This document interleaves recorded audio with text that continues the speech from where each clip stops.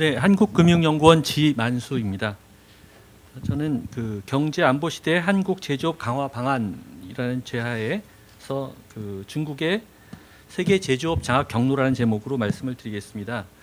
중국은 제조업 문제 굉장히 진지합니다. 제조업을 육성하겠다는 생각이 그냥 그 개발도상국가로서의 관심뿐 아니라 14억 거대 국가를 유지하는 데 있어서나 공산주의 체제를 유지하는 데 있어서나 또는 미국하고의 어떤 지정학적인 대결을 운영하는 데 있어서 굉장히 중요하게 생각하고 있는 것 같습니다. 그 얘기는 중국의 제조업 성장은 정책적으로 굉장히 장기간 뒷받침될 거라는 얘기인 것 같습니다. 그런데 그런 정부의 정책과는 또 좀 별개로 중국이 그 세계 제조업을 장악하는 새로운 경로를 만들어내고 있습니다. 그러니까 기존의 경로에서 선진국, 선진 산업국들을 빠르게 추격해오고 그걸 추월하고 있었던 것은 뭐 최근에 언론 보도나 이런 걸 통해서 많이들 익숙하신 얘기인데, 그런 기존의 경로에서의 추격이 아니라 새로운 경로를 만들어내고 있는 것 같고, 그게 노동집약적 산업, 자본집약적 산업, 신산업에서 각각 나타나고 있습니다. 그래서 그 부분을 오늘 말씀드리는 것을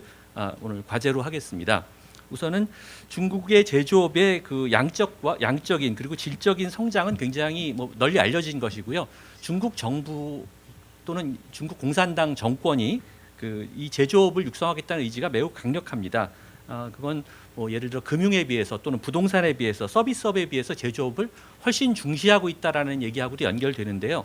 왜 그럴까에 관해서는 여러 설명을 드릴 수가 있습니다만은, 우선은 미국의 교훈입니다. 그러니까 제조업을 아웃소싱한 거대 국가가 마지막에 어떤 위기에 처하는지를 지금 현재의 미국이 보여주고 있다고 중국은 생각하고 있는 것입니다. 사회의 안정, 정치적 안정도 이 중산층의 붕괴 등으로 인해서 어려워지고, 그리고 어떤 안보적인, 지정학적인 어떤 그 대결 국면에서 자기의 국방력을 스스로 유지하기도 어려운 상황이 되고 있는 게 최근의 미국의 현실이라고 하면, 중국은 그런 미국을 반복하기 싫다는 의지가 분명한 것 같습니다. 그리고 다른 한편으로는 기왕에 중국이 제조업이 수십 년간 어떤 세계 경제에서 중요한 지위를 이미 차지하고 있기 때문에 그 제조업의 강화를 중심으로 미국하고의 지정학적 대결을 이끌어 가겠다는 생각도 있는 것 같습니다. 원래 예전 마오쩌둥 시대 때부터도 중국 공산당의 어떤 방침은 항상 적이 강한 곳이 아니라 우리가 강한 곳에서 싸워야 된다라는 것이었습니다. 그런데 그 제조업을 중국 제조업의 진심인 것과는 또 별개로 아까 말씀드렸습니다마는 그냥 기존의 제조업 산업 구도와 경로 내에서 제조업을 발전시키는 것 말고 제조업을 장악하는 새로운 경로를 중국이 만들어내고 있는 것 같다는 말씀을 드리겠다고 했는데, 그러니까 중국이 좀 특수하게 갖게 된 그런 기술적인 특성, 경제 체제적인 특성, 그다음에 이 시장, 그러니까 중국이라는 국가의 규모, 이런 것들을 활용해서 제조업 전 영역에서 글로벌 산업을 좀 심하게 말하면 장악하게 될 것 같은 그런 새로운 경로를 만들어내고 있습니다. 우선은 노동집약적인 이른바 제조업, 중국이 그 전에 20년 전, 30년부터 키워왔던 제조업이 있는데, 이 부분에서 AI와 로봇이라는 새로운 기술을 이 산업과 결합하는 그런 변화가 이미 진행 중이고, 그게 중요한 변화를 만들어내고 있습니다.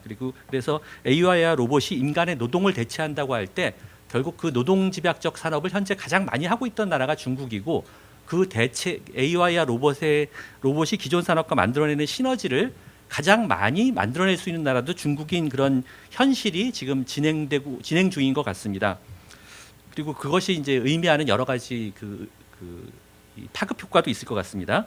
다음으로는 이 자본집약적인 어떤 전통 중공업, 중화학 산업이라고 하는 그런 분야일 텐데요. 사실은 우리의 주력 산업이 다 이 분야에 있기도 한데, 여기서는 시진핑 집권 이후에 중국이 추구하고 있는 이른바 중국 특색의 체제 또는 국가주도적 체제를 계속해서 강화하겠다는 방침이 결국은 글로벌 경제, 글로벌 가치사슬 안에서는 동산업에서 중국이 불공정한 경제 체제적인 이익을 누리는 그런 상황으로 이제 고착되고 있습니다. 그리고 트럼프 2기에 나타났던 미국의 여러 가지 대응은 중국의 바로 이러한 근본적인 문제에 대응하는 데는 거의 완전히 실패하고 있고, 지역적인 어떤 충돌로 지금 미중 관계를 몰고 가고 있는 것 같습니다. 그래서 중국은 어떻게 보면 시진핑 체제가 만들어내고 있는 중국이라기보다 중국의 자본집약적인 전통 산업이 국가주도 체제가 만들어내는 불공정성의 가장 큰 수혜자가 되고 있는 상황이고 이 구조가 계속해서 작동할 것 같습니다. 일단 마지막으로는 시장입니다. 중국이 뭐 거대 시장을 갖고 있는 건 알고 있었지만 결국은 세계 1위의 시장과 세계 1위의 공장이 결합할 때 어떤 현상이 생기는가를 최근에 중국이 굉장히 잘 보여주고 있다고 생각합니다. 이른바 신산업이라는 것, 꼭 첨단 산업을 말씀드리는 건 아니고 신산업이라는 것들은 결국은 누가 먼저 초기 시장을 만들어내고 산업 생태계를 먼저 만들어내느냐가 항상 중요한데 지금 최근 20, 30년간의 그 어떤 실제 패턴을 보면 신산업의 패턴을 보면 그 모든 신산업 생태계가 대부분의 새로운 대량 생산되는 새로운 산업이 등장했을 때 그 생태계가 중국에서 먼저 형성되는 양상을 보였고 그렇게 해서 초기 시장이 먼저 형성되면 관련된 시장이 중국에서 먼저 형성되고 규모의 경제를 중국이 먼저 이루고 그걸 바탕으로 다시 전 세계 공급망을 해당하는 업종의 공급망을 중국이 장악하는 그런 패턴을 보여줬습니다. 그래서 이런 세 가지 경로가 지금 새롭게 작동하고 있고 이것이 세계 제조업의 판도나 우리 제조업이 직면할 대외 환경에 중요한 요소가 되고 있다는 그 말씀입니다만 여기서 끝내진 않고 각 업종별로 어떤 일이 벌어지고 있는지 조금만 더 구체적으로 말씀을 드려보겠습니다. 우선 노동집약적 그 산업입니다. 우리가 알고 있는 예를 들어 의류, 신발, 완구, 가구, 가죽 뭐 이런 것들이 대표적인 이른바 노동집약적인 업종인데요. 이런 업종에서 중국은 이 수출액이 계속해서 늘어나고 있을 뿐 아니라 여전히 세계 제1의 노동집약적 업종 그 수출국 생산국 지위를 유지하고 있습니다. 그리고 이러한 중국의 최근에 노동집약적 산업에서 나타나고 있는 현상은 대만이나 한국이나 일본이 과거에 겪었던 것과는 매우 다른 양상입니다. 즉 한국, 일본, 대만은 동업종, 노동집약적인 대표적인 5개 업종의 어떤 생산이나 수출에서 차지하는 비중이 경제가 성장하면 산업이 고도화될 때 와서 그냥 바로 0으로 수렴했습니다마는 중국에서는 여전히 중국의 주력 수출 산업으로 이 업종들이 이게 유지되고 있고 새로운 역사적인 경험, 경제학적인 현상을 중국이 지금 만들어내고 있습니다. 이렇게 될 때 우선 먼저 생각해 볼 수 있는 것은 결국은 중국이 노동집약적 산업을 계속해서 하고 있다는 얘기는 중국을 대체하는 새로운 노동집약적 생산기지의 형성이 지연되고 있다는 것입니다.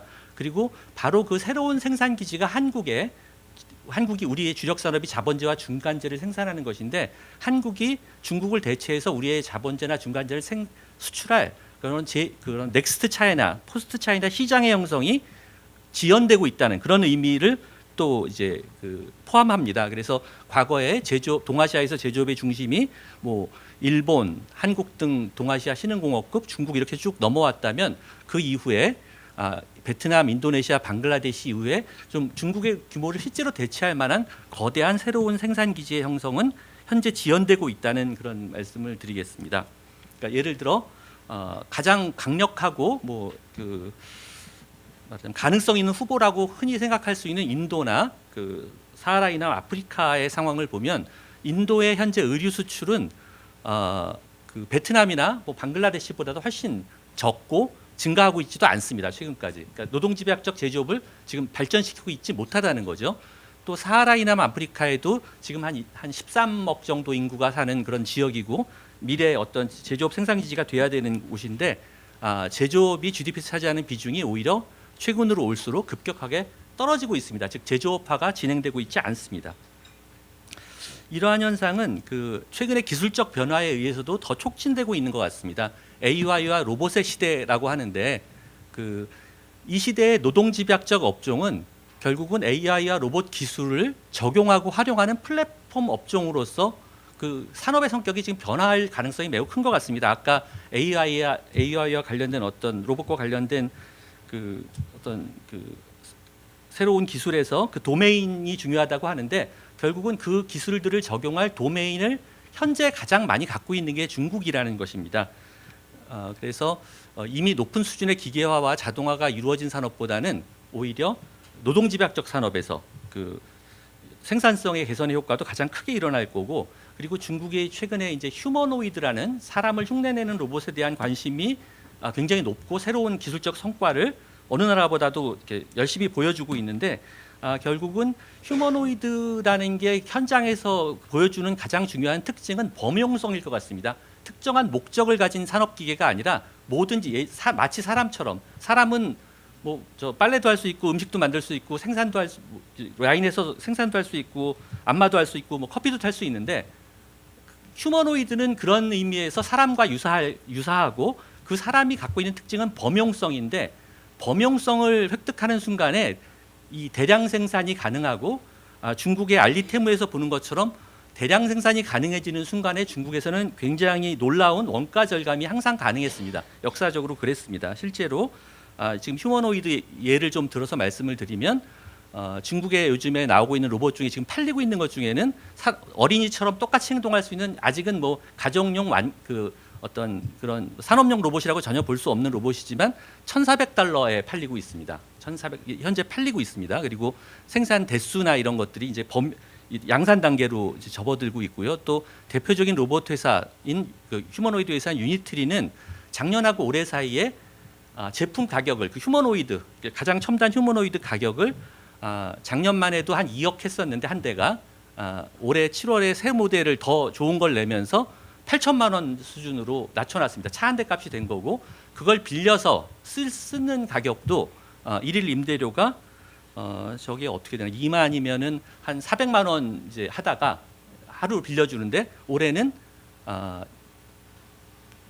60만 원이면 되는 건가? 60만 원이면 되는데, 이거 어떻게 생각하시면 되냐면, 우리 지금 사람을 한 분 아주 단순한 일을 하루 시키는데 15만 원, 20만 원 가까이 드는데, 저 로봇이 3명분의 어떤 단순한 일을 할 수 있다면 이미 원가가, 고용할 만한 원가가 이미 나오고 있다는 겁니다. 그리고 저 속도가 보여주는 것처럼 범용화되고 대량 생산이 되면 휴머노이드가, 그럼 중국은 굉장히 다른 기술적인 돌파를 할 수 있는 나라고, 중국의 그 공장에서는 다수의 노동자를 고용하거나 고가의 전문 산업용 기계를 사용하거나, 이게 지금 두 가지 옵션인데, 여기에 추가해서 저가의 휴머노이드를 배치하는 그런 선택을 중국 제조업이 할 수도 있습니다.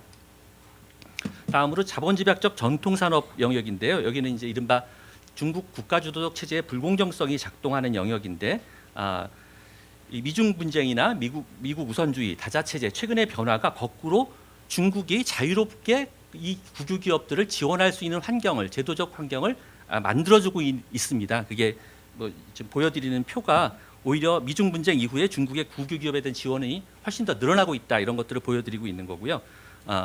국유 기업의 어떤 숫자나 경제에서 차지하는 비중도 늘어나고 있는데, 바로 이 국유 기업들이 자본 집약적 그 전통 산업을 하고 있는, 우리의 주력 산업을 하고 있는 기업들입니다.